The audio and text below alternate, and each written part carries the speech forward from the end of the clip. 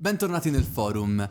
Esattamente come per il video di Household, vi avevamo chiesto tramite un sondaggio sulla nostra pagina Facebook quale recensione avreste voluto vedere per prima tra quella di The Witcher e quella di The Mandalorian.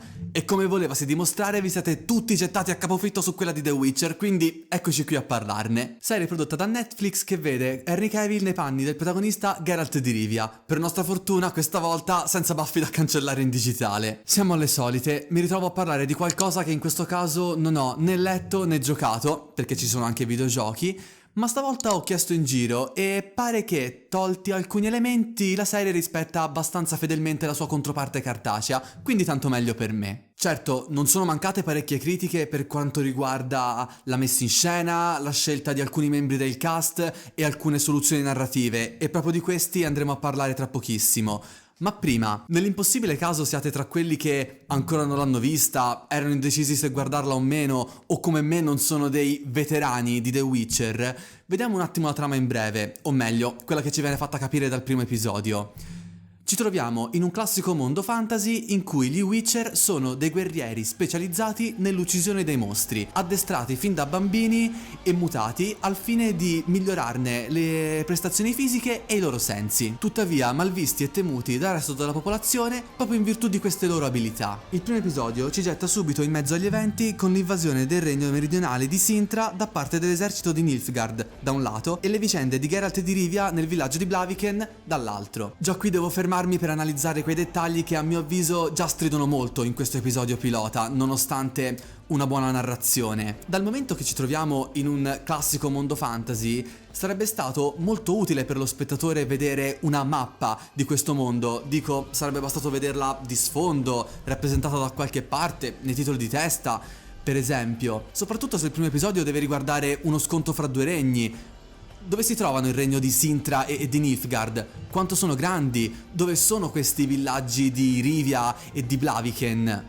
Lo so che per un esperto di The Witcher tutte queste cose non sono un problema, ma cara Netflix, dovevi considerare anche qualche spettatore casuale come me. So che potreste dirmi di andarmela a cercare su internet, che se ne trovano tante, ok, è vero, avete ragione, ma se io devo andarmi a cercare una mappa, vuol dire che ho sentito una mancanza, che ero confuso da quello che vedevo, non vi pare? Secondo elemento stridente, ce ne siamo accorti tutti, sono le armature nilfgaardiane, che mi dispiace dirlo assomigliano più a dei costumi da cosplayer squattrinato e che hanno l'effetto collaterale di conferire al tutto quell'aspetto un po' da fantasy posticcio o comunque a basso costo, non proprio l'ideale per un episodio pilota di una produzione Netflix. Non mi sorprende che su internet siano piovuti commenti poco simpatici che lo paragonavano un po' alle serie degli anni 90 di Hercules e Xena. Poi, come moltissimi altri spettatori, pure io sono rimasto confuso dal susseguirsi degli eventi per poi ricollegare tutti i punti temporalmente diversi tra di loro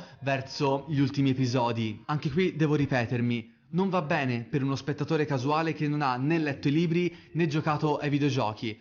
Un esempio concreto? Yennefer. Non c'è stato nessun elemento all'interno della serie che mi ha aiutato a capire quanti anni avesse effettivamente verso gli ultimi episodi e quindi che mi facesse capire quanto tempo è passato dal suo addestramento come maga fino a quel punto. Anche quello l'ho dovuto cercare su internet. Tuttavia, nonostante queste pecche, posso dire che questa prima stagione di The Witcher alla fin fine mi sia piaciuta?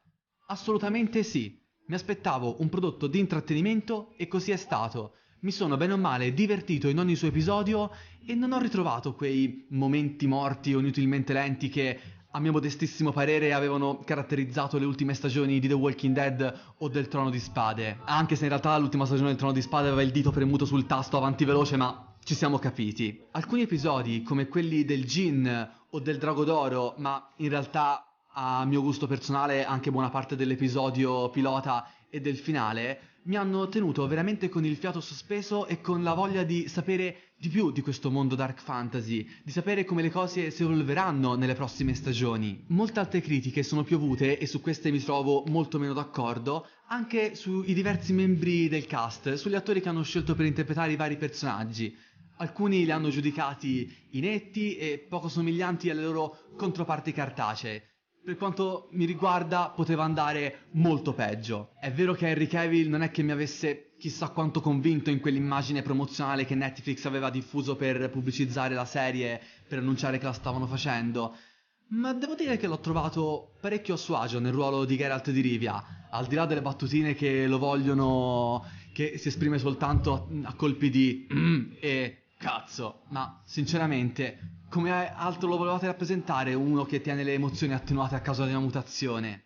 È vero che non siano stati tutti dei premi Oscar, ma secondo me ci sono stati dei personaggi che difficilmente ci scorderemo, tipo Yennefer, ma anche Ranuncolo e il suo tormentone. Devo dire che Joy Batey, l'interprete di Ranuncolo, è risultato fra tutti quello più naturale e convincente e mi ha fatto risultare molto simpatico il suo personaggio di questo bardo chiacchierone, tuttavia molto importante anche per Geralt. Detto così sembra uno scippioi, ma non sono il primo a dirlo. Spero che tutte queste caratteristiche da serie TV anni 90 che hanno caratterizzato questa prima stagione semplicemente siano dovute a un contenimento dei costi di produzione, nel caso non avesse soddisfatto le aspettative previste. E credo che, se risolti con un budget maggiore, potrebbero dar luogo ad un prodotto che potrebbe nel tempo facilmente eclissare l'altro gigante fantasy delle serie TV, non urge che mi ripeta. Ho cercato il più possibile di non fare spoiler, spero di esserci riuscito. Nel caso siate indecisi e non l'abbiate ancora vista, io vi suggerisco di vederla, oppure se l'avete già vista lasciatemi qui sotto un commento